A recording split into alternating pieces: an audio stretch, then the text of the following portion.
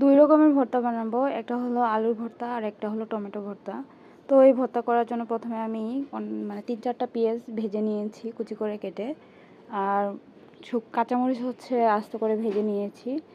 আর এই মরিচ আর পেঁয়াজটা ভাজলে আর কি ভর্তাটা অনেক বেশি মজা হয়, তাই আমি ভেজে নিয়েছি। তারপরে এই মরিচ আর হচ্ছে পেঁয়াজটা আমি সুন্দরভাবে লবণ দিয়ে মাখিয়ে নিব।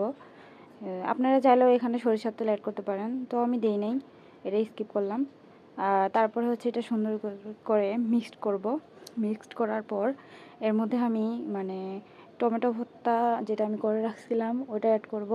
তারপর হচ্ছে আলু ভর্তা যেটা অ্যাড করব, মানে করে রাখছিলাম ওইটাও অ্যাড করব, একটু একটু করে দিয়ে অ্যাড করব। আর আমি আবার মানে মরিচের যে ভর্তাটা ওইটা আমি একটু রাখে দেই, মানে এমনি ভাত দিয়ে খাওয়ার জন্য। তো এইভাবে খেতে আমার অনেক বেশি মজা লাগে।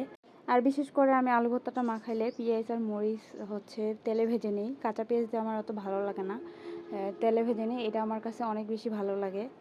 তো এই তো আমি যে টমেটোটাও সুন্দরভাবে ভর্তা করে নিয়েছিলাম তখন, এটা আমার করা হলো। মাশাআল্লাহ, খেতে অনেক বেশি মজা হয়েছে, আপনারাও ট্রাই করতে পারেন।